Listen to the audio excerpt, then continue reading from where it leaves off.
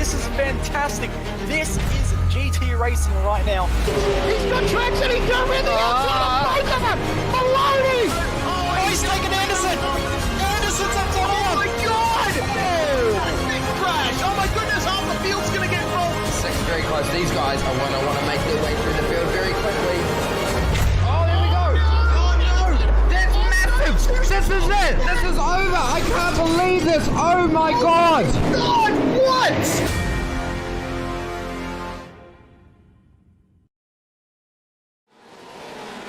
Welcome one, welcome all to the beginning of another brand new series here on SimSpeed TV, presented by V8 Drive Day Perth, along with V-Race Experience, West Australia Automotive Equipment, Word of Mouth Signs, and Alliance Automotive and Mining Supplies. It is the Southern Cross Esports Summer Series, a 6-round championship that's going to be taking place over the Australian summer, finishing up at the beginning of February. But we start here in the second half of October at Oran Park Raceway, the old lost classic of Australian motorsport in Narellan, New South Wales. My name's Reese Gardner. Alongside me in the commentary box is David Haynes with Jay Kennedy on production. David, what a great championship this could potentially be. We've got some fantastic figures here, quite a few figures from real-life motorsport in Western Australia, plenty of sim races as well to mix it with the pros. Yep, and a pretty exciting looking calendar as well. Obviously, some good Australian tracks on iRacing, more coming in the future. But we love to see our Australian sim racers racing on these Australian tracks. And I hate to say it, there's some kids on iRacing born after this track was closed, but they still get to experience it as well. Yeah, indeed they do. And of course, it is where we are for the first round. Down in the bottom left, you see the 6-round calendar. We return to Australia for the final round, but we take a bit of an international trip, going to the United States, the UK, the United States again, and Japan at Okayama for round 5. It's going to be quite the interesting schedule here. Plenty of twisty tracks on this circuit, the first of which we're going to take a little look at here. Oran Park Raceway. I mean, to Australian motorsport fans, it almost doesn't need an introduction. It's been around since the 1960s, had a few layout extensions over the years, became famous in the 1980s for hosting the World Superbike Championship, and of course, it had a strong place on the Australian touring car schedule for its existence. The last time Australian touring cars raced at Oran Park was 2008, and the place finally closed in 2010. But before it did, iRacing was able to get down there and obtain laser scan data so they can preserve this track in perpetuity. And what a track it is, David. You're basically steering the whole way through the latter half of the lap. The front straight's the only place you can get some rest. It looks incredibly like some of the tracks I used to make out of Scalextrics, a really long, fast front straight. Okay, it's not super long, but it is flat out pit straight there, and then it just keeps curving all the way around the rest of the lap, including that famous bridge. Yeah, that crossover is one that the drivers will be crossing many times tonight. Here's the format for tonight. Of course, qualifying does say 20 minutes down there, but there has been a change, and qualifying is now 15 minutes. The drivers are currently taking part in that session now, but we've got some short and sweet races here tonight. 15-minute sprint for race 1, and then 25 minutes for race 2. Compulsory pit stop, and the top 12 from race 1 start in reverse order for race 2. Certainly going to mix things up in this field, and it's going to be a very lovely looking field, because guess what car we're driving? The Porsche 911 RSR, the GTE machine with what I would say, David, is probably the best 6-cylinder engine note ever. It just wails, and it revs all the way up high to make all of that power that it so amply deploys, and a very unique racing exhaust system on it.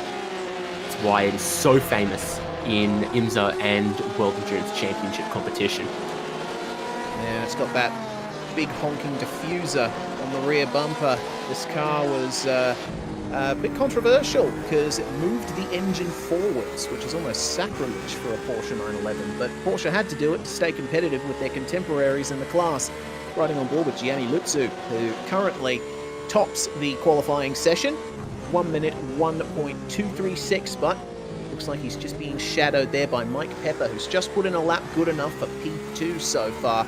The field looking reasonably competitive here, and you see quite a few names in there that should ring a few bells. Bargwanna, of course, that's Ben Bargwanna in 4th place.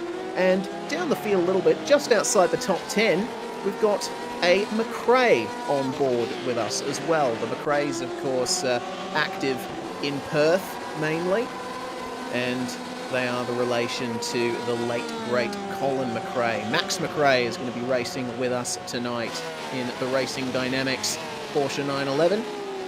And I don't think there's much use in highlighting the car make and model because they are all driving the same car. Trevor Leonard in the number 27 for Racecraft Simulations. He has got quite a few good results under his belt, David. He's taken wins in his split at the Daytona, Nürburgring and Le Mans 24 hours, as well as the Bathurst and Sebring 12 hours here on iRacing. It's a very handy little resume, and even if it doesn't necessarily guarantee speed, what you hope that means is some consistency and a lot of perseverance, which across this championship, it's 6 rounds, but it's spaced over several months. That's going to be very important then as well, I would think. Yeah, I think survival is going to be the name of the game, especially at tracks like this that are very twisty, not much room for error. Crisdale, who we're just watching now, went to P3 in the qualifying session, and he was pretty fast in the practice session as well, not that far behind Gianni Lutzu, and it seems that is the same here in the qualifying session. Mason Harvey, meanwhile, in the number 54, coming towards the start-finish line, hasn't set a time yet, and he's going to put that time in and potentially raise himself up. No, unfortunately. I'm seeing him in... did he not just go to 6th? No, he missed out by a 10th or so there. Yeah, just missed out. Not quite what he needed to improve on his time, but it looks like Mr. Crisdale is coming up towards the... Oh dear, yeah, that's not going to work out. You've got to be very careful here at the final corner at Oran Park. You carry a lot of speed through it because of the compression, but there's that wall on the outside. It's right there. We've seen quite a few drivers get close to it, treating the last sector a bit like a street circuit. But of course, you just graze the wall. That's going to disallow your qualifying lap. You hit the wall quite heavily. Well, obviously, the lap's not going to be an improvement then, and also might have damaged your car a little bit. You saw the damage to the rear wing as well there. That not only says that lap is gone, but means you're going to need to refresh, reset, maybe get back out there to try to set another time. Oliver is through that final sector and gets a little close to the concrete there as well. I'm watching the track temperature just climb a little bit. Look at that beautiful sun out on the circuit.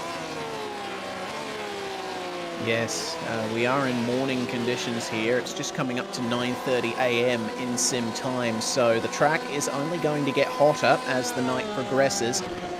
Drivers will have to keep an eye out for that as Caleb Sumich remains in P5 there, doing quite well a bit up the order. Trevor Leonard, meanwhile, in the number 27. Coming over the bridge, a very difficult right-hand turn here that leads you into the final sector of the lap where there's absolutely nothing you can do to have a rest. You have those little short spurts between the corners here, but you're always guiding the car towards the next apex in this half of the lap. And of course the traffic is looking to be quite an issue for these drivers. Oran Park, you've got a lot to do around the lap here, David, but it's incredibly short. It's only 2.6 kilometers long, and these guys are completing lap times in just over a minute. Yeah, 61 seconds at the minute for our pole. Trevor Leonard, though, despite all that traffic to deal with, as you mentioned, has just gone within half a tenth of pole with that lap he's just laid down. It's oh so close. It's tantalizingly within sight, but it is busy out on track. All of our competitors, that means up to as many as 36 cars. You say a 61 second lap. There's only 1 or 2 seconds space if you evenly space everyone out, and you know there's always going to be a bit of clumping. And we'll see how much cloaking there is in the race. Here's Sam Dicker, the number 72, currently third in the session. This guy's got quite the real-life racing resume. He's won the WA State Karting Championship 7 times in the real world. He has certainly got what it takes to be a top competitor in this series, and judging by how he just took the last corner, he's gearing up for another hot lap here.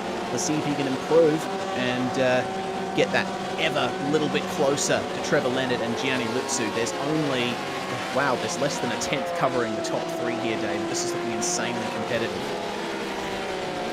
Yeah, the drivers will know what their best sector times so far in this qualifying looks like, and if you added together the 3 best sectors, I imagine Leonard and Dicker both think, if I can put a lap together here that's clean, I can maybe grab that pole position. But 3 perfect sectors together, not always possible. You're always going to be just a little bit slower than the theoretical optimum, but you want to get as close as you can, and I'm sure the way that Trevor Leonard and Sam Dicker have both been out there and still pushing as late as they can into this qualifying session, they think they can still find that time. They know it's possible. Yeah, it certainly is, and you know, if you're able to get out there now again on another run, you'll be able to get a nice 2, maybe 3 lap qualifying run in, and it'll give you prime opportunity to improve on those times. Here's Ross Thalen, meanwhile, in the number 166. He's down in 25th position at the moment. See if he can make any improvements on that, but he's carrying a bit of damage to the front bumper. 102.5, that's going to promote him a position up there, beating out Michael Thompson. So he's going to be starting down in the field here for race 1, but again, we've talked about how survival could be the name of the game here, and Thalen will certainly be hoping that he'll be able to avoid the worst of what happens out there, if it happens. Turn 1 is always a bit of a gauntlet, a bit of a trial by fire in racing conditions here as well, given how the track comes through that sort of turn 1 kink, and then everyone has to get on the brakes, but it forces them from potentially 3 or 4 wide down the pit straight to have to narrow through 1 or 2 lines through the kink. Contact often happens there. It's not a track that gets wider as they come towards the braking zone here.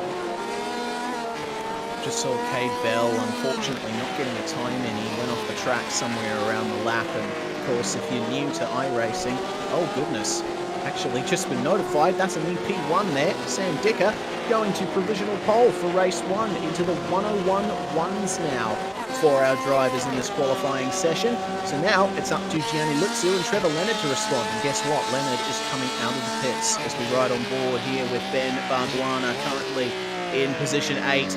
Maybe a little bit wide there at the apex of turn 2, but there's multiple lines through that corner. You can gather it up. I don't know, though, if Barguana will want to persist with this lap, because it looks like there's a fair amount of traffic ahead of him there. And the gamble to try to put yourself somewhere else back up is someone will jump into that gap that you've created just in front of you. I think you're kind of playing with the cards you're dealt at the moment here. This is the hand that Ben Barguana has to play with. You can see there's cars off the circuit all over the place, just waiting for that opportunity to get back onto the circuit. There's so many cars out here, and the track is so small, it's incredibly cramped. Barguana then into the final corner, out of the final turn in second gear, revving that flat 6 engine all the way up to 9,000 RPM, 103.6. Certainly not close to the times that he's been running. His best is a 101.557, and if he wants to get an improvement in, he'll have to do it now. Only 30 seconds left in the session. Anyone who starts a hot lap before the timer runs out will be able to complete their lap, but it's going to be tight.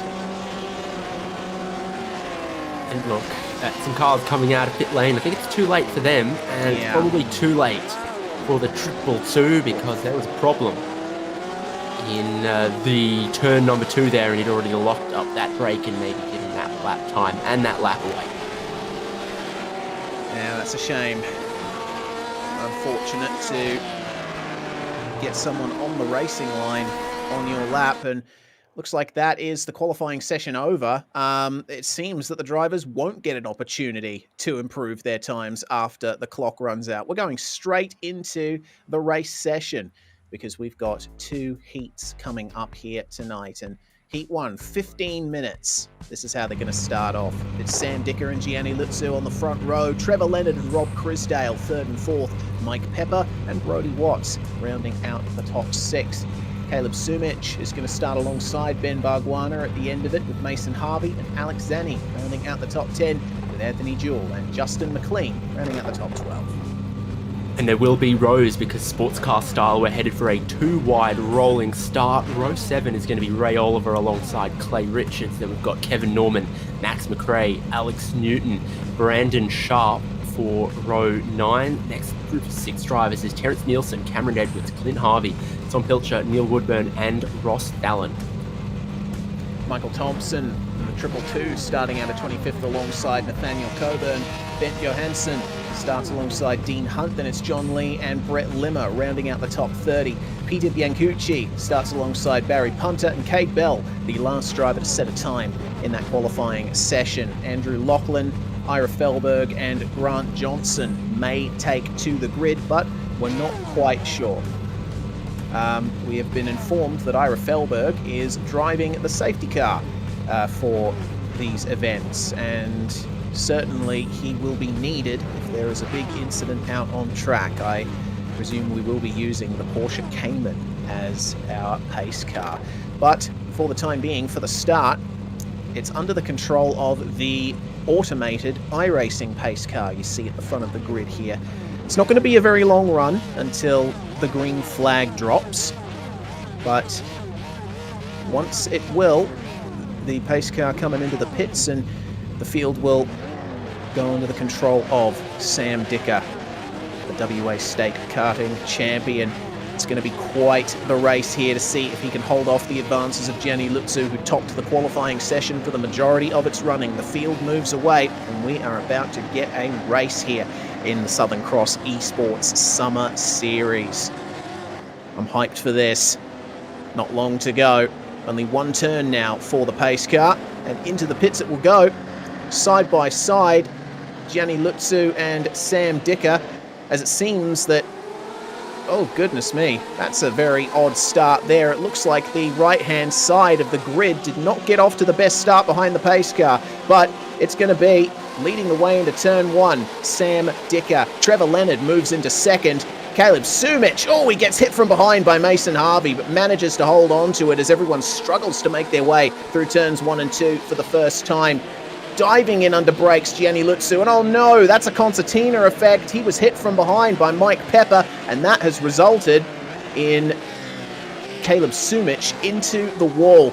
A very bad start for that team, but further back in the field, big battles already starting to happen. Oh goodness, I just seen a huge crash there.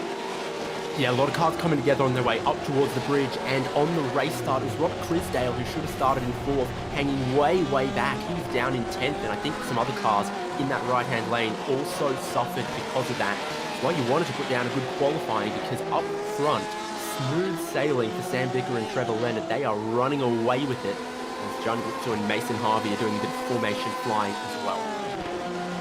Well, one lap down, who knows how many to go. Probably going to run 15 laps here as, oh dear, there's a problem there for Clint Harvey. Started in 21st, but he's been mired in those issues in the pack, and that's come on the run-up to the final corner. He's obviously had a bit of an off through the dogleg.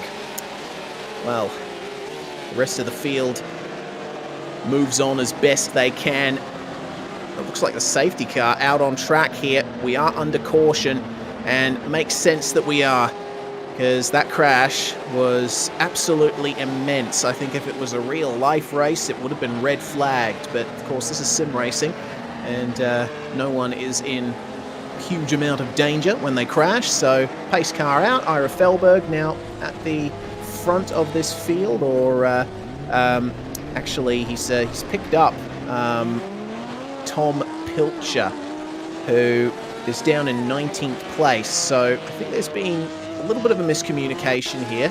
We'll have to see if this sorts itself out, but we will get the replay here of the incident further towards the back of the field. It was actually a big spin around there by Alexander Newton, and I think he was collected from behind in this big crush that happened in the latter half of the field. Oh my goodness. Yeah, not much space here around Oran Park to make any clean moves on lap 1. There is the incident that began the pile-up. You spin across the racing line and there's only one place you can go.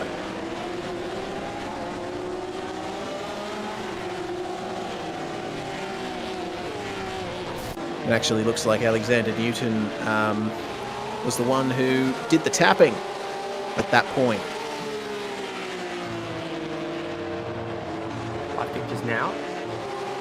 Looking at Sandvika, Trevor Leonard, showing Mutsu. They are the leaders. Yep.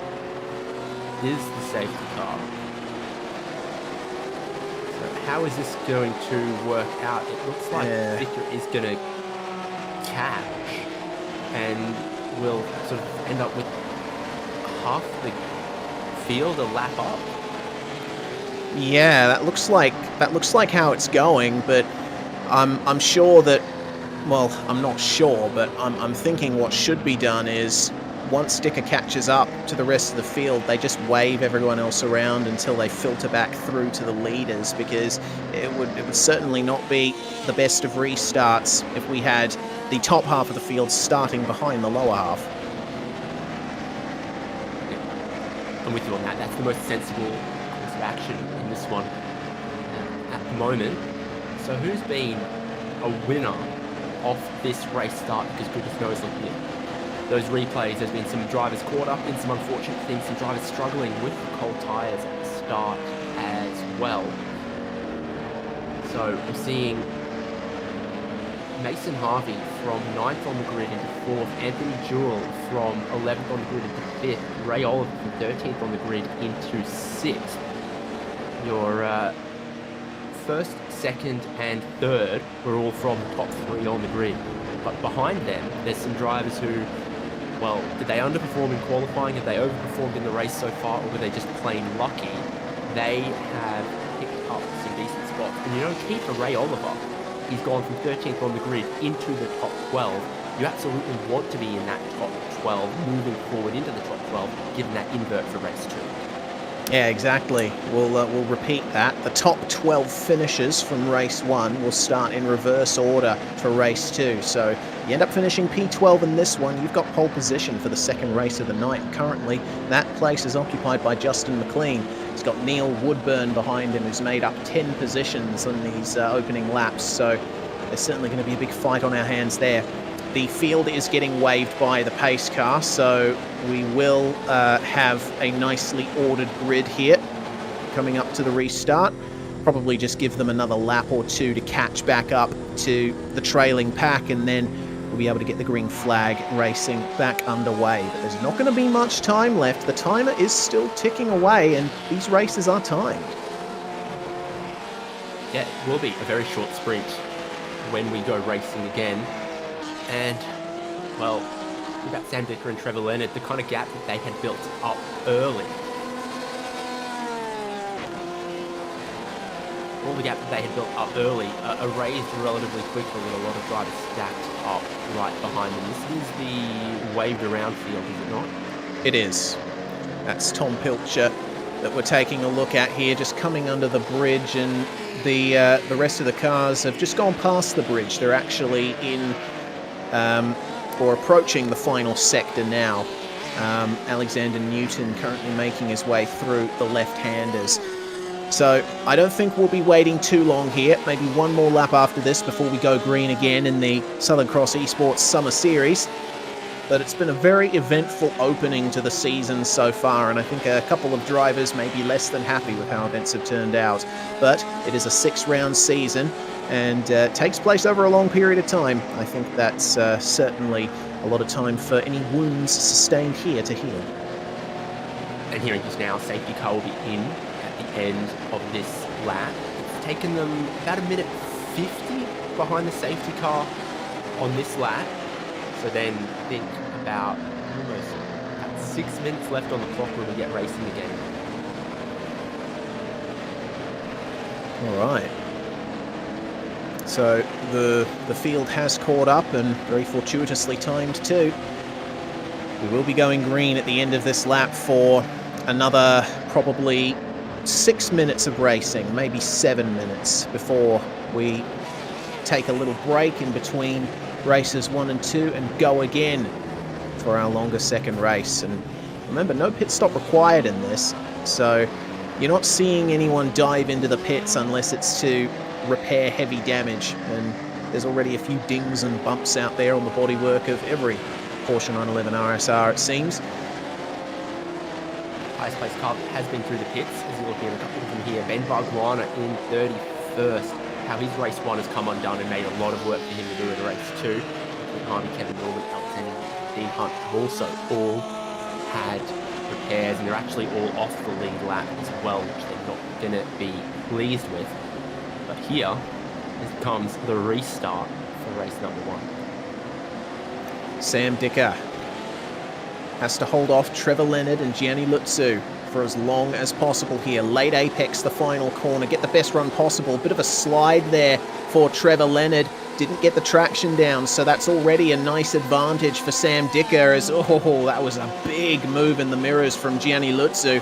And getting flashed from behind by his teammate Mason Harvey. Not too sure what's going on there, but everyone making their way into turns 1 and 2, it seems a lot more calmly than they did on the first lap of this race. And Sam Dicker, it seems, in control at the moment. The rest of the field, oh dear, there's been an incident. Max McRae's been sent there into the tyre barriers. He attempted to move up the inside of Cameron Edwards, one of our series organisers, but looks like they made contact on the exit and got sent into the tyre barriers, did Max McRae. Big shame for him, but for the drivers up at the front of the field, this is how it looks. Equal space between them. They're going to have to start taking a bit more out of their cars if they want to try and make some moves. Yeah, no doubt. Our top 8 now covered by just 4 seconds as they are racing. Slipstream down the pit straight. It's going to be noticeable, and it's stopping Sam Dicker from running away with the lead, running away with this one. We saw Lutzu on the restart here, just having a bit of a weave. I don't know if that was to send a message or to check how warm his tyres were after all of those slow safety car laps. He is looking to come forward as well, and a defensive line taken in this battle here. Mike Pepper trying to keep Chrisdale behind. It's a battle for 7th and 8th, and it is a battle of the teammates, so they don't want to get in each other's way too much, these mindset guys. Seems to me that, this track being as tight and cramped and turn heavy as it is, it's very difficult to try and make moves around this part of the circuit, especially when you're very close behind another car. Really, the only opportunity you have around this circuit in these cars is probably into turn 2, maybe into turn 3, perhaps the final corner even. Other than that, you've got to sit behind. I mean, it's all about that run off the final corner, and Trevor Leonard's just got a better one than he got on the restart. Into the slipstream, he's closing 3 kilometers an hour, 4 kilometers an hour, but then turns 1 and 2 come up on you very quickly. How about that lockup though from your leader? No ABS in these GTE specification cars. They do get a bit of traction control, but very easy to do that kind of lockup, and you can see how much it's cost Dicker because Leonard all over the rear bumper. Oh yeah, that's little micro lockups as well. Those tyres have been overheated a little bit, and now Trevor Leonard has half a chance here, but he's covered off the inside by Sam Dicker. Recovering, holding on to a big handful of oversteer was Trevor Leonard. He's going to have to start that again, but now he's got Gianni Lutzu to worry about once more as they make their way through the dogleg, flat out across this high-speed chicane over the top of the hill, and then that beautiful compression into the braking zone of the final turn. Looks like a pretty even run from our top 3 here. Sam Dicker with a slight advantage on the initial throttle application, but you see Leonard and Lutzu start to come back at him down the front stretch, and looks like Sam Dicker avoids locking the brakes this time. And that kink of turn 1 towards turn 2 can roll into the car earlier than would normally happen in a straight line braking zone. Makes locking that inside even easier, even more tempting to do. Dicker's learned the lesson from a lap ago. Might just sustain the pressure for a moment, because Lutzu and Harvey coming into the picture has, I think, just given Trevor Leonard a bit too much to think about here. He can't do anything crazy or any Hail Marys because Lutzu is right there. Yeah, and as you point out, he's got teammate for company. Both of these two in the top two, their teammates are a bit of a distance away. Let's see what the move is like for Trevor Leonard here down the front stretch. Again, Sam Dicker, he seems to have the throttle application down pat in his car, the number 72.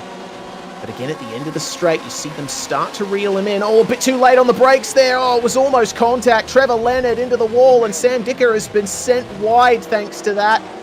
Gianni Lutsu is now in the lead of the race. Oh my goodness, that's such a shame to see. It was looking to be a fantastic battle, but I think maybe just missing the breaking point there for Trevor Leonard. I think he knew that on the brakes there was Dicker's weak spot. He's really thrown in here, trying to maybe get down the inside at turn 2, but he's massively overdone it.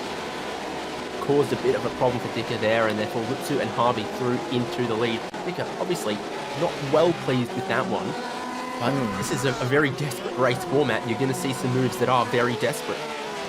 Yeah, and Dicker was doing the smart thing when it comes to defense. He was keeping it in the middle of the track in the braking zone for turn 2. I think Trevor Leonard wasn't quite anticipating that. Maybe he was expecting that the door would be left open on the inside. Well, either way, he's been way more disadvantaged by it than Dicker has been. Sam is now down in P5 and already trying to make moves. There's that telltale lockup again on the inside of turn 2 versus Ray Oliver. Ray's going to have the inside now for turn 3. Who's it going to be on the exit? Dicker holding on around the outside. Oh, contact on the exit. He's gone right into Ray Oliver. Both of them off. And the two cars with them, tried to take avoiding action, but the number 15... Oh, man. Mike Pepper getting spun in the midst of all of that. And more contact. Sam Dicker being sent wide, 3 wide. It's ping pong out here, ricocheting off everyone else as they go 2 by 2 through the middle sector of the track. And Mike Pepper getting spun again. My goodness, this is eventful, to say the least. But with just 7 seconds to go, this is going to be the final lap for Gianni Lutsu and Mason Harvey. Just a couple of seconds one way or the other how long the race was going to go, but they will get one more lap. This will keep going, and Dicker, who's just trying to hold on to that pole position, he suddenly found himself in hot water here. Well, he certainly has. He's getting pressured massively here by Clay Richards, and he's got some company behind as well in the form of Alex Zani. Those two trying to find their way through. Slow car off the circuit. That's Andrew Laughlin, who is doing a bit of lawn mowing there. Sam Dicker's managed to pull away from Richards and Zani here, so I think he'll be able to keep himself safe from them as we check out the number 54 of Mason Harvey running behind his teammate Gianni Lutsu. They come up to the end of the final lap. These guys stayed out of trouble. That is the main thing, and I think that's going to be the story of the season. Topping the timesheets in practice to winning in race 1, it is Gianni Lutsu and Mason Harvey who bring home a 1-2 finish for their team. Coming home in 3rd, Anthony Jewell. Robert Crisdale's going to come home 4th. Someone spun here in the final corner. Who was that? Justin McLean. Tough rejoin there as well, but what's the battle for 12th looking like? Who's going to grab pole position for the invert? Looks like Terrence Nielsen there, who managed to beat Cameron Edwards by 0.3 of a second. So, Mr. Nielsen, number 53, you are a pole man for race 2. Racing's still going on here back in the field. Punter and Lee driving very hard, and it looks like Punter having a bit of an oversteer moment there. Lee tried to look to the inside, maybe a bit too much curb, maybe a little unstable. Yeah, that is completely gone, but he's managed to hold on to it and use the banking of the grass to his advantage, stay on the circuit. Oh, well, he didn't get the position, but at least he's got a finish. A bit motocross for a second there, just, using the banking and, well, didn't grab the position he wanted, but as you say, still got that checkered flag. What an absolutely nuts race number 1. Absolutely nuts indeed. We'll go through the results. Gianni Lutsu by 0.4 from Mason Harvey. Then it's Jewell, Crisdale and Watts who round out the top 5. Sam Dicker, well, he led the majority of the way, but very unfortunate incident means that he has to settle for 6th. Clay Richards comes home behind him with Alexani, Ray Oliver and Trevor Leonard, who was involved in that incident with Dicker, rounding out the top 10.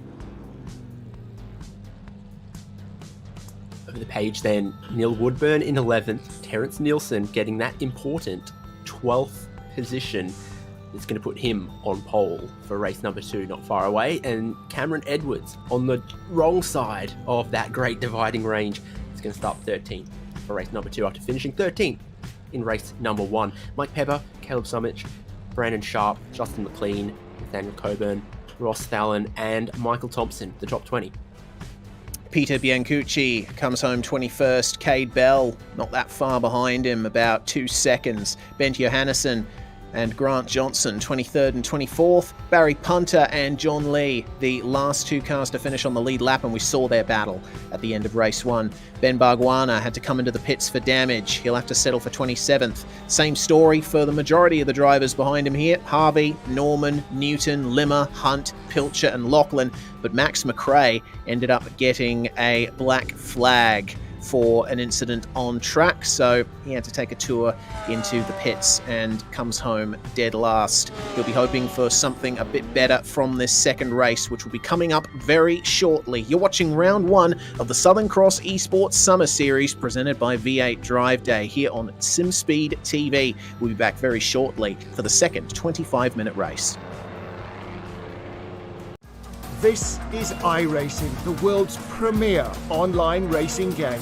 iRacing puts you in the driver's seat to experience today's newest form of competitive motorsport, virtual racing, all from your home PC. Race virtually in endorsed series from NASCAR, IndyCar, IMSA, the World of Outlaws, Aussie Supercars and more. Take on legendary circuits like Daytona, Silverstone and the Nürburgring. Join iRacing's global online racing community and get on track today at iRacing.com.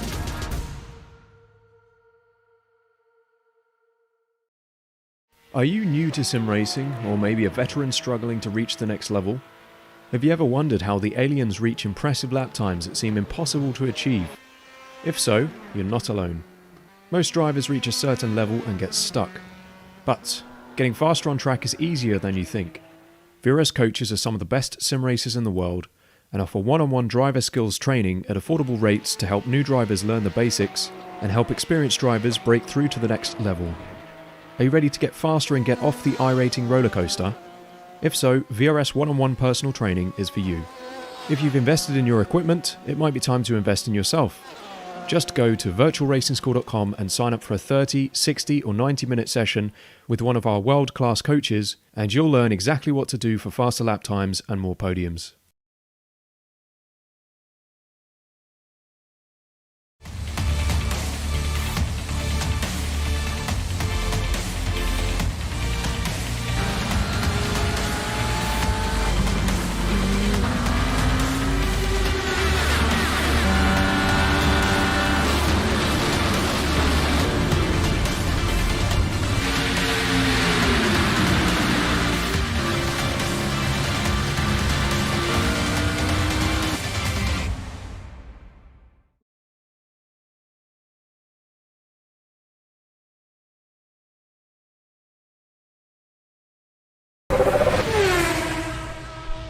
Hey everyone, the USF 2000 is a blast to drive now, and here's your chance to learn it quickly. From my tutorial, VRS created a free bonus track guide for the Laguna Seca circuit, where you can learn exactly what I do in every corner to improve your lap times and get faster on track. You'll learn how to easily recognize brake markers, you'll find out which curves to attack and which ones to avoid, you'll know when to use the full track and when a sequence of corners requires a compromise. And you'll learn how hard to brake and when to lift. The VRS Quick Reference track maps are available free to download and delivered each week to your inbox. The entire global MX-5 series is available, as well as bonus maps like this one and many more. So if you're a new racer, or a veteran, or just anyone who wants to learn how to get faster sooner, the VRS track guides are for you. Just hit the link or button on screen and get yours today.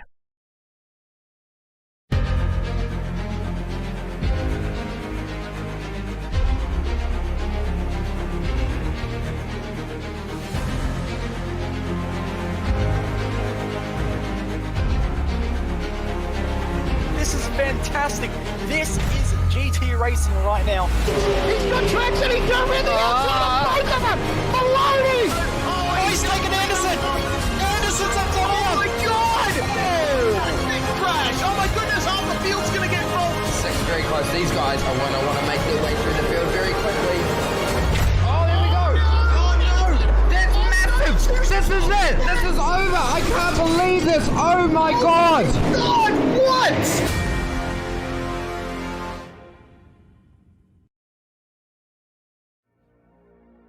You're watching the Southern Cross Esports Summer Series here on SimSpeed TV. The first round of 6 will be taking us all the way through the Australian summer. All starts here on the 20th of October 2021. We're at Oran Park Raceway and we had an absolutely frenetic first race with an appearance from the safety car. And who knows, we may very well see it again in race 2. A bit more time for the drivers to potentially make mistakes and another opportunity as well because they've got a mandatory pit stop they have to do. If you're just joining us, hello, I'm Reese Gardner and David Haynes is alongside me in the commentary box. David, your thoughts on race 1? That was certainly spectacular. Just like you, I'll have to pick my words very carefully. I don't think we were bored for action, but we did see that even in, some GTE sports cars with stronger brakes than touring cars, still, it is difficult to pass around here, and a lot of the action just starts at turns 1 and 2, and then just carries on from there. Someone will have an attempt down the inside at turn 2, then they're too wide through the section underneath the crossover, and then sometimes some contact or passes happen there, and it all just seems to start with its catalyst as turn 1. Yeah, seems that this circuit, it always lends itself to difficult starts, but yeah, what we saw in race 1, certainly quite the bit of carnage out there. But hopefully we'll be able to see some good racing for a long period of time in this second race. We've got a minute left in the warm-up session before the drivers filter through for the second race of the night, and with that top 12 invert, we've got Mr. Terence Nielsen starting on pole position, and that's going to be quite the interesting start there. He's going to have Neil Woodburn starting alongside him, but crucially, Trevor Leonard is going to start P3 after a poor finish in race 1 and contact with Sam Dicker. So, could be a bit of a shot at redemption here for Trevor Leonard. There's quite a few drivers who are hoping for some redemption race number 2. If you could do 3 wide on the TV production, I reckon you could watch Ben Barguana from the green flag to the checkered flag in this upcoming race, because he is going to be starting, 30-something? No, 27th after qualifying 8th. We know that's, give or take the pace that he should have. He's either going to make up 20 spots or he's going to be a retirement. Either way, it should certainly be an interesting race to watch from Ben Barguana's POV. Well, we'll find out very shortly. Here's the grid for the second race of the night. Starting on pole position, as we mentioned, it is going to be Terence Nielsen and Neil Woodburn alongside him. Trevor Leonard and Ray Oliver, 3rd and 4th, with Alex Zanni and Clay Richards rounding out the top 6. Sam Dicker, who was on course to win the first race, is going to start out of 7th alongside Brodie Watts, with Robert Crisdale and Anthony Jewell rounding out the top 10. Mason Harvey and, of course, race 1 winner Gianni Luzzu starting off the top 12. Next row, Cameron Edwards with Mike Pepper. We've got Caleb Summich, Brandon Sharpie, Justin McLean, Nathaniel Coburn. And of course, this now after position 12, the order that they finished race number 1, Ross Thalen, Michael Thompson, Peter Bianucci, Kay Bell, Ben Johannesson, and Grant Johnson.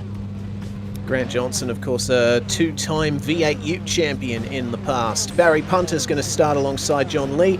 And then, of course, it is Ben Barguana, who we're looking to see some interesting things out of in this race. Clint Harvey, Kevin Norman, Alexander Newton, Brett Limmer, Dean Hunt, 31st and 32nd. And the final few slots on the grid taken up by Tom Pilcher, Andrew Lachlan, and Max McRae, who of course got a penalty in race 1, so he's got quite a bit of work to do here in race 2.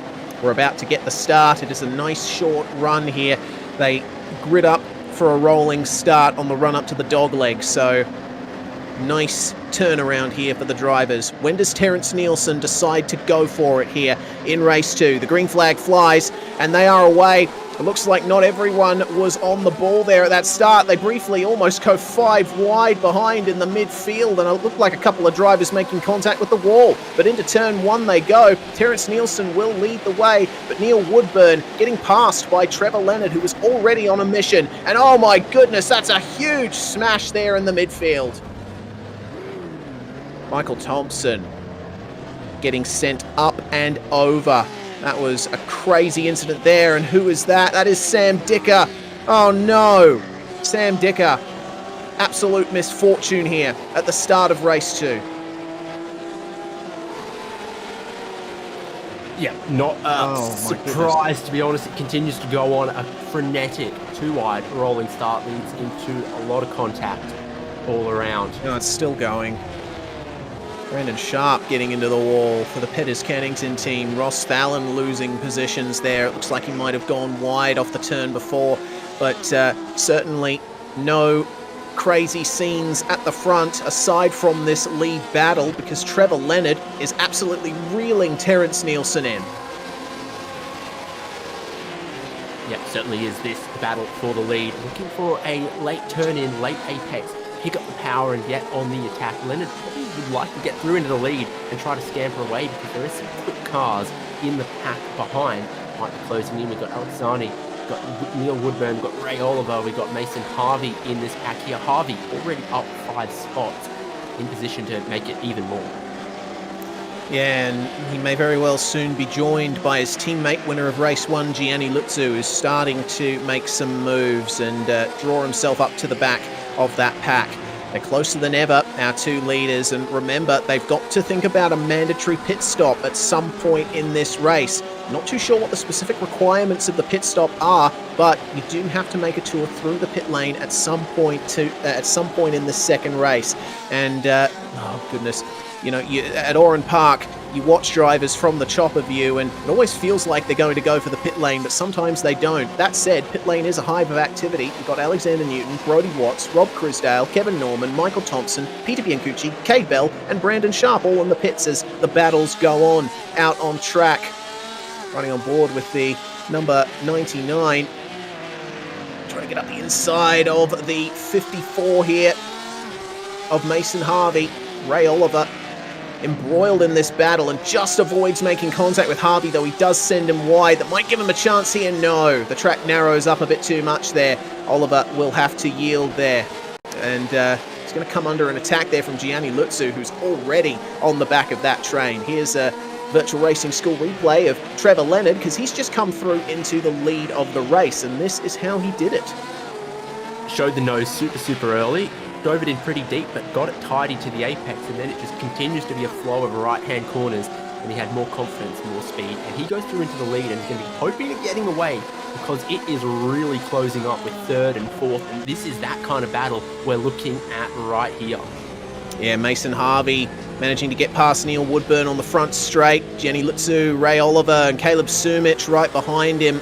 Woodburn, he's a bit out of position here. Yes, he did start in 2nd place, but that equates to an 11th place finish in race 1, so he's not quite on the pace level of these guys. It's going to make for a very interesting battle. See if Gianni Lutzu can pick his way past him and not lose too much time. Looks like some repairs getting done there for Anthony Jewell in the pit lane as he takes his mandatory pit stop.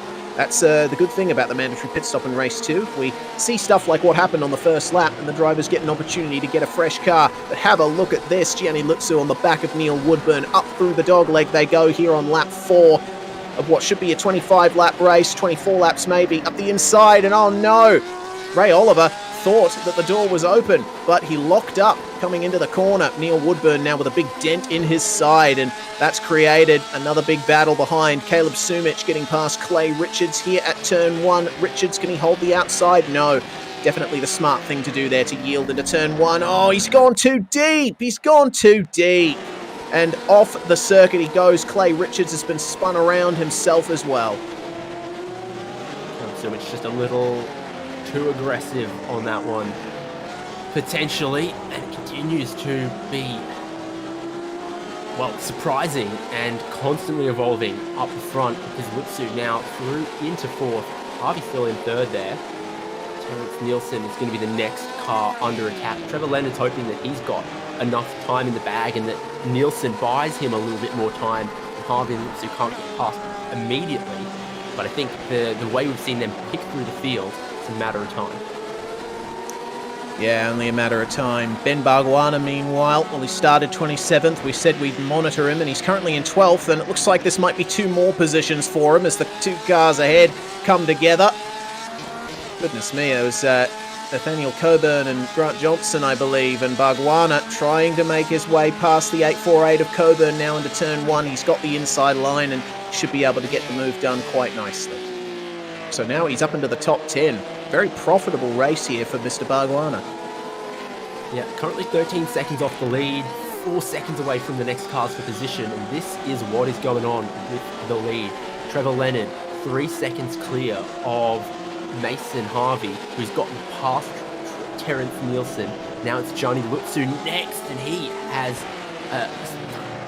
taken a move in a place that we don't often see it happen. Kept the pressure on Nielsen, who just dug up a little bit of the grass in some places you wouldn't normally see it. Yeah, Nielsen's been having a couple of issues there through the middle sector. I've been watching him, and in that exact spot, he's had a couple of big slides. So Gianni Lutsu taking advantage of that. And Nielsen will hopefully be able to get back into a rhythm here and hold on for a potential top 5 finish here. Alex Zaney, who's currently in 5th, chasing him down, reeling him in at a rate of knots here through turns 1 and 2. But there's a fair chance he'll have to sit behind here through the very twisty middle sector. Clay Richards had a couple of technical issues after his spin, but he is now back in the server. Hopefully he'll be able to get back out there and get a classified finish for his troubles. As a bit further up the road, a couple of technical issues as Dean Hunt jumps into the pits, gets his spare car nice and buffed out. Side by side, hello friends, Sumich and Pepper battling incredibly hard here. Of course, Sumich is dealing with a little bit of front-end damage from that incident he had overshooting into turn 1, so now struggling to find his way past here. Both of them yet to pit, so we'll see if maybe the following driver decides, I've had enough of this being in your wake nonsense, I'll go to pit lane. It's not going to be the case just yet. Well, I don't even know how you would approach the strategy for this 25-minute race given the compulsory pit stop, because stop early, get some clean air, tidy up your car could be the way to go. But if you go late and you get caught potentially the wrong side of the safety car, you could be in trouble. I watched a podcast with Ruth Buscombe, the strategist from Alfa Romeo Sauber, and that hasn't educated me sufficiently to know what you should be doing in this kind of situation. There's been a couple of incidents out on track while we were talking. Ray Oliver getting spun around there, and it looked like a bit of a chain reaction incident in the midfield. A couple of cars coming together out of turn 1, one of them slow, getting up to speed, and unfortunately a lot of other drivers ending up getting involved in that. Here we are on board with Alex Zaney, still in 5th, looking for 4th here versus Terrence Nielsen. When is the move going to be made? Will he get impatient and decide to jump into the pits, maybe try to undercut Terrence Nielsen? Well, he's committing to the inside for turn 1, but that move was not going to work. He wasn't far up enough to get it done. 114 of Caleb Sumich, meanwhile, in the pits, along with Cameron Edwards. Exactly, they'll be trying to find their crew. It's a busy little pit lane with nearly 40 cars and, well, an older style, narrower, maybe even shorter pit lane around here. It is busy there, trying to find your crew, and you don't want to overshoot them because you don't want to be losing time on pit lane. In pit entry here at Oran Park, I'm surprised that I hadn't thought to talk about it yet, because it is incredibly difficult to get into, as you mentioned, David, very narrow. And if you're in a position like Alex Zaney is here, You don't want to be behind a car when they come into the pit lane because you have to brake on the racing line in order to get in. Shoe on the other foot, if you're the car behind, you almost can't see the pit entry until you're upon it. True. So yeah, very difficult pit lane to manage in these racing conditions in a racing pack. Ray Oliver and Max McRae have both jumped into the pits, and last time I saw McRae, he was having a spin as, oh, there we go.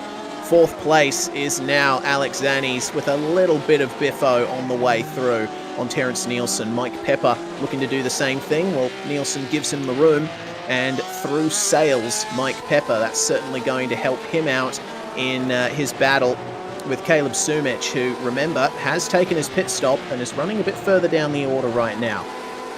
Here is Mr. Bargwanna once again. Ben chasing down 7th place now. He's got Neil Woodburn here up ahead of him, and boom, up the inside into the final turn. Gets it done lovely and cleanly, does Ben Bargwanna. And I think he'll be very happy with how this race has gone. A lot better for him than race 1 was. And tidy too. The inside line's a much shorter line on a very acute corner like that. So tidily done on the brakes, gets himself in front, now gets on with the job. Still not halfway into this race yet, can you believe it? Yeah, goodness me. Usually we think about, oh, you know, races just fly by, but we're having a bit of the inverse effect here. It's a short race, but because there's so much happening, seems to be taking ages. Amazing stuff. There's Anthony Jewell now, the leader of the cars that have pitted, currently in 10th place. And Anthony Jewell, he started in 10th place, so that tells you something about where these cars will end up. It doesn't seem that he's battling too closely with anyone either, as, oh dear, number 114 of Caleb Sumich having an issue there. It looks like that was through the dog leg, and was this other car involved? Nathaniel Coburn, who we saw fighting very hard before. Let's have a look at what happened thanks to Virtual Racing School, big supporter of us here at SimSpeed TV. Let's see what happened to Sumich then. It actually looks like they both went off and both went across the circuit. Sumich going right across the track. There was Almost what, the 3 same cars thing. that tried that? Pushing a little wide across there, grabbing a bit of dirt, flicking across to the opposite side, and now Coburn's even picked up yellow pit entry cone for his troubles there as well. He'll want to get rid of that. Oh, there we go. That'll do it. Someone will get a souvenir on top of the pit stalls. Indeed they did. Well, Zanny and Pepper now, the battle for 4th place. Alec, of course, making his way past Nielsen. Mike Pepper did exactly the same, and now they've got each other to worry about here. One of the closest battles out on track right now. There are battles going on for 9th and 10th between Johannesson and Limmer, as up the inside goes Mike Pepper. Zanny saw him coming, gave him the room. Good racing between the two of them there. But how long will this last here for Alex Zanny? Having to go defensive into these corners is not what you want through this twisty section of the circuit. But then, you don't really want to do what Mike Pepper just did. Narrow your entry into that right-hander, because you see how much of an advantage the leading car gains. Exactly, and it is still super busy out on track. Busy through the pit lane comes Justin McLean back out onto track. Oh my goodness! Okay, that was a heart attack moment there for Anthony Jewell. Almost brought his run to the end. Who on earth was that? We'll have to go and check. My goodness. Good bit of avoiding action, I think, there. Let's have a look. Was it a spinner? It was actually, it was at the dog leg. It looks like, oh yeah. Trying to let people through there was the number 33. That's John Lee. And wow. So close to Jewell's run coming to an end there.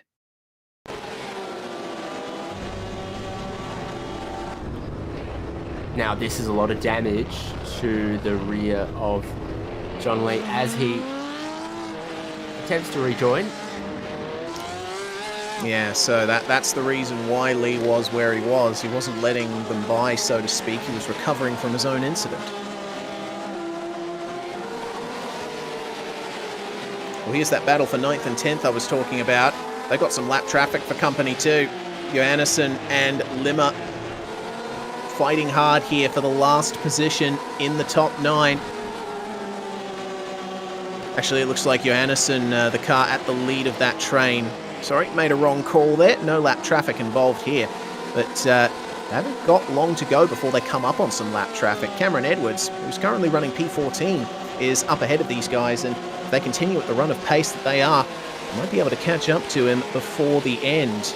That is, we don't take the pits into account. A bit deep for Johannesson in turn 2, which allows Brett Limmer through. And it looks like on the racing line in the braking zone, gets that move done very nicely. Maybe a bit of an over-under attempt there. But Johannesson is having to go majorly defensive versus teammate Grant Johnson, who goes into the side of him and sends him almost off the circuit. Johnson is going to have to give some room here to Max McRae, who comes through, and they're not fighting for position there. Max McRae's down in 25th place. He's been super busy on track, given that pit stop costs you almost a whole lap. The drivers that have made their stop then come out basically wheel to wheel, shoulder to shoulder with the drivers they were battling before, who haven't stopped yet. But more and more of our field is coming through the pit lane to clear that compulsory pit stop. There's only 5 or 6 or 7 that haven't done it versus 30 or so that have. Ben Barguana finally on the lane, and he is going to tidy up that car. Mason Harvey came in as well, which is maybe the first time he's sort of split from Johnny Lutsu, who's continued in his pursuit of the lead. So split strategy there for drivers and teammates who had been relatively in lockstep up until that point. Oh dear, Alex Zani having an issue there, and Alec Zani was battling with Mike Pepper, who has just taken his pit stop. So it looks like that's going to be that battle decided. Alex Zani, let's see what happened to him. Coming up across the bridge, it's a difficult part of the circuit to pick your line on, and right here is where it happened. Maybe he was a bit distracted by the lapped car on the outside. The room was being given, but maybe just the rear end going light over the crest of the hill. And that's how things worked out as Gianni Lutsu finally makes his way into the pit lane. Zani will get back past him on track. Brett Limmer enters the pit lane behind. Certainly does. And almost everyone's pit service somewhere around the 30 to 35 second mark. Not a huge amount of difference there, but some pit stops are a couple seconds shorter than others, and some of these battles are very close. Trevor Leonard not heading for pit lane just yet. He's going to carry on being scored the race leader.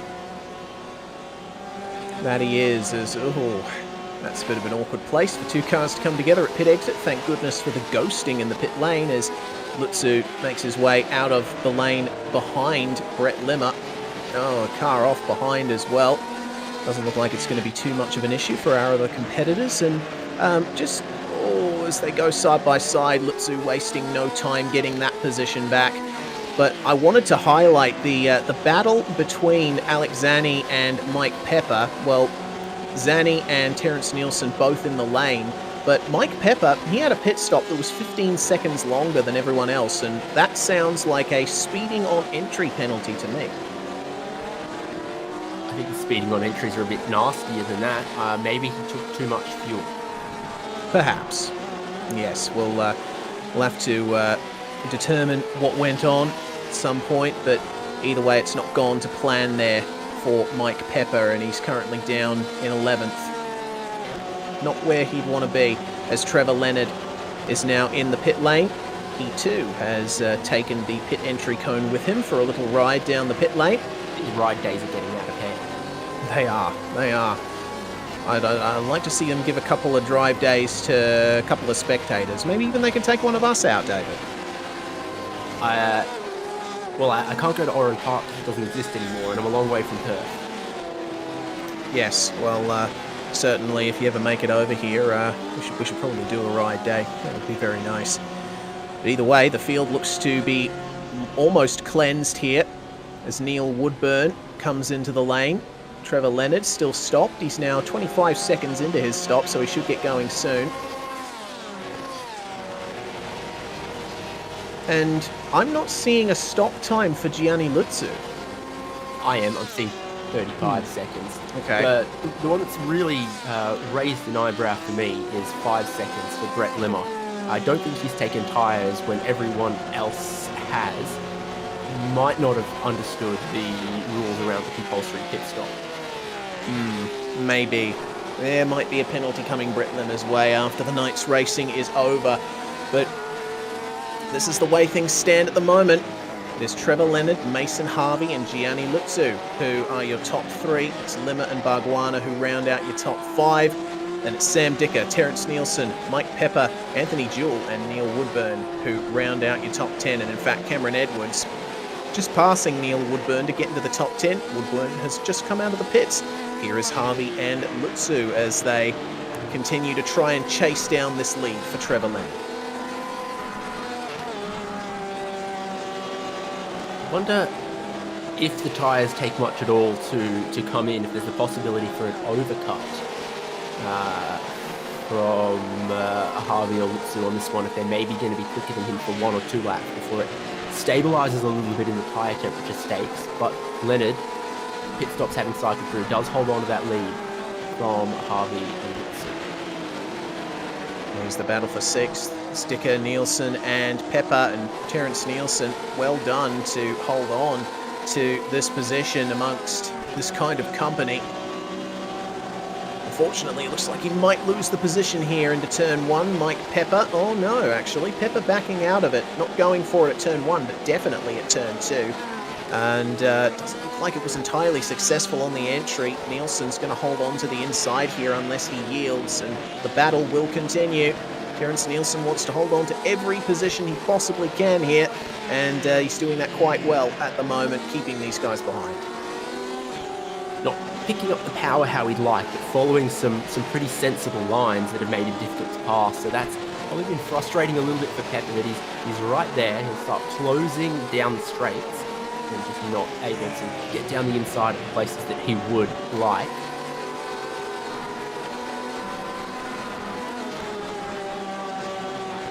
We'll see how he does here at the final corner. Big dive, and Nielsen stayed wide to give him the room, but unfortunately it looks like Sam Dicker also had a couple of issues through the final corner as well. Nielsen had to back out of that, and man, Mike Pepper is having a very tough time getting past Terence here. They've brought Anthony Jewell back into the running as well, and looks like Sam Dicker actually under some pressure here. He's going to get past there by Terence Nielsen. Mike Pepper's going to try and follow him through. Potentially Anthony Jewell as well. Remember, Jewell was the first, was one of the first cars to pit, and doing very well now into the top 9. That didn't go too well for Sam Dicker there. No, it didn't, but it's once bitten, twice shy. He's been hit in turn 2 there before. He gave plenty of room to Terence Nielsen coming down the inside and almost to his detriment. And it is a bit of a teammate battle here for second and third. They're no longer catching Trevor Leonard. There's probably only 2 laps or so to go. Yeah, it looks like Gianni Lutzu getting through there on Mason Harvey, who is carrying some damage to his rear wing. I think he might have clobbered the wall on the outside of the final turn when we weren't looking. Either way, I think the battle for the lead is basically done. Lutzu is 5 seconds behind Trevor Leonard at this stage, and checking back in with Dicker, Edwards, Woodburn and the like here in the back half of the top 10. It seems that Mr. Dicker has let Nielsen, Pepper and Jewell go. A couple of issues in the car potentially for him. Let's see if he can hold on to these 2 positions now to the end. Shorter pit stop times I've seen as well. I wonder if this race has gone a lap longer than he thought, and he's also got some fuel problems at this point. It wouldn't surprise me. That's got to be the key difference in the pit stop times, is exactly how much fuel they took in addition to those tyres. Seems like most people took kind of 15 seconds of fuel. Dicker might have only taken 10 or 11. So I wonder if that'll become a problem, and exactly when we get the white flag. As here comes Brett Limmer for that tyre change.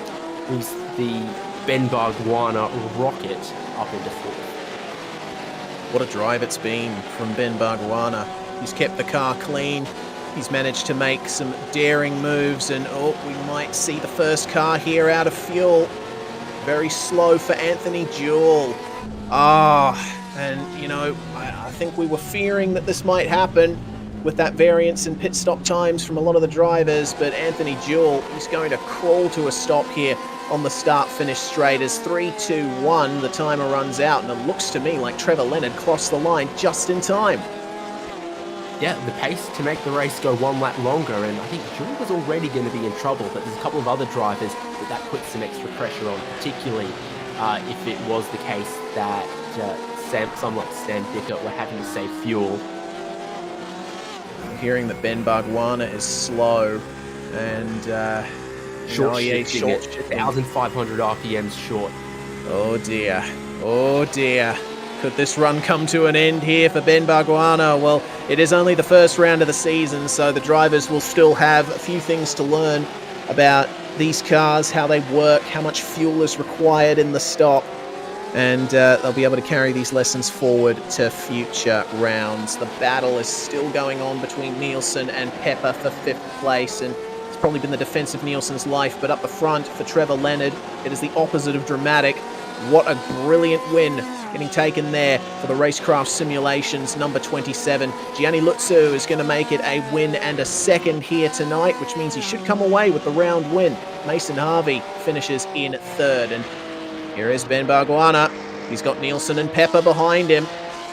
Will he be able to make it to the very end? He is almost choking here, short shifting, just trying to ease the car to the end.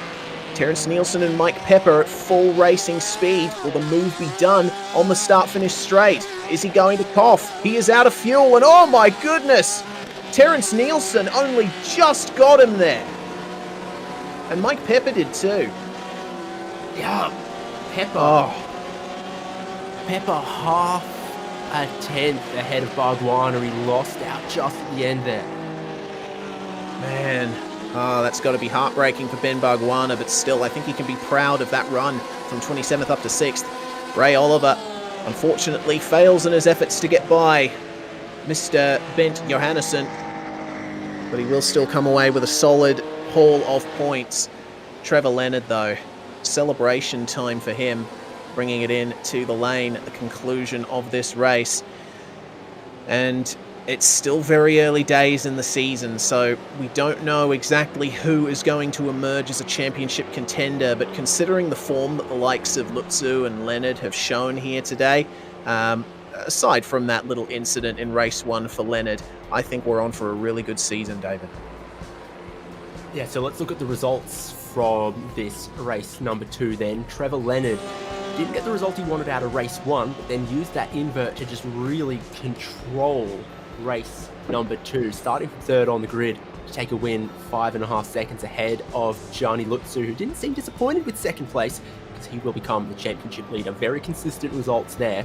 Same for Mason Harvey. Those two look like a force together. Then it's Terrence Nielsen and Mike Pepper who just stole the sweets out of the bag from Ben Bargwanna right at the end. Take nothing away from that performance though, still 21 positions gained from 27th on the grid to a 6th place finish. Cameron Edwards, Neil Woodburn, Brett Limmer and Bent Johansson, the top 10.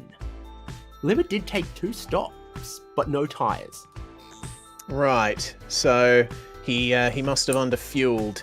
So Ray Oliver's going to come home in 11th place, and actually the last car on the lead lap. That shows you how much the pit stops mix things up here. Justin McLean in 12th, Sam Dicker, and he would have been on for a very good finish there. Unfortunate for him. Clint Harvey and Brody Watts round out the top 15. Then it's Coburn, Newton, McRae, Hunt, and Johnson who round out the top 20.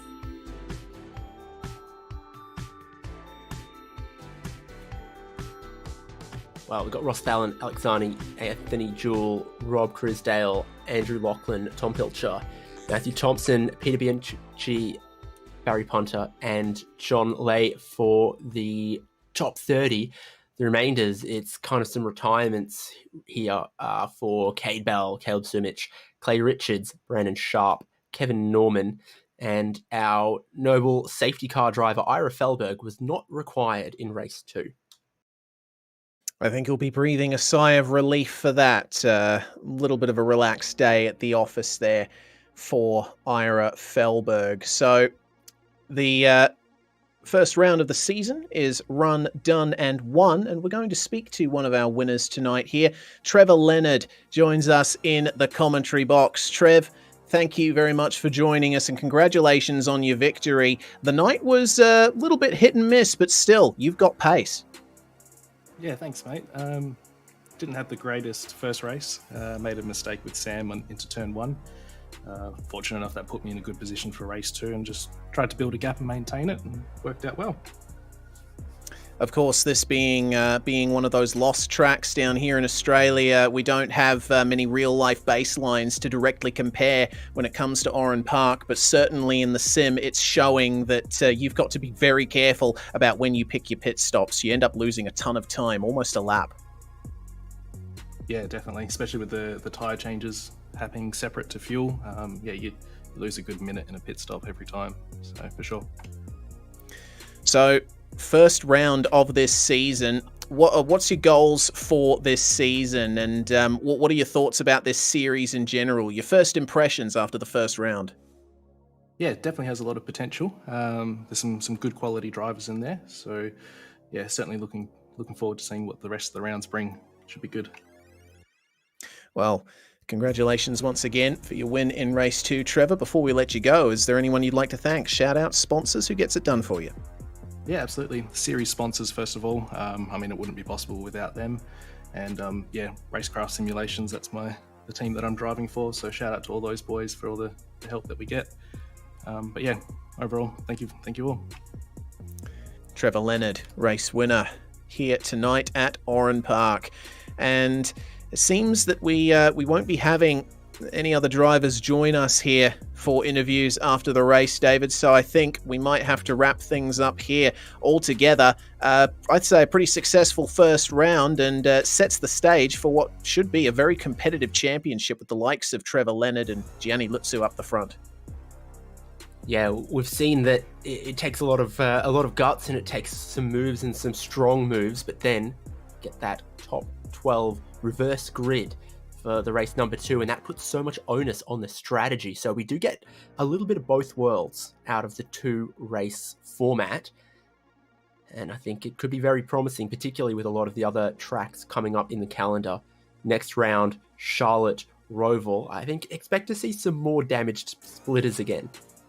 Yes, of course. It's very curb heavy, that track, and it's even more like a street circuit than Oran Park is. Walls close absolutely everywhere. I wonder who's going to take top honours at the Charlotte Roval on Wednesday, November the 10th. That's when the next round of this series is going off, and you'll be able to catch it live here on SimSpeed TV. Thanks very much for watching, everyone. We appreciate your patronage, and before we go, a big thanks to the series sponsors. V8 Drive Day Perth, of course, the major sponsor of this series. V-Race Experience, West Australian Automotive Equipment, Word of Mouth Signs, and Alliance Automotive and Mining Supplies. A big thanks to our series organisers as well for putting all of this on. I'm hyped for this championship, and certainly going to be a fantastic season. I'm Reese Gardner, David Haynes alongside me in the commentary box, and Jay Kennedy on production. From all of us here at SimSpeed TV, bye for now, but certainly not forever. Thank you for watching.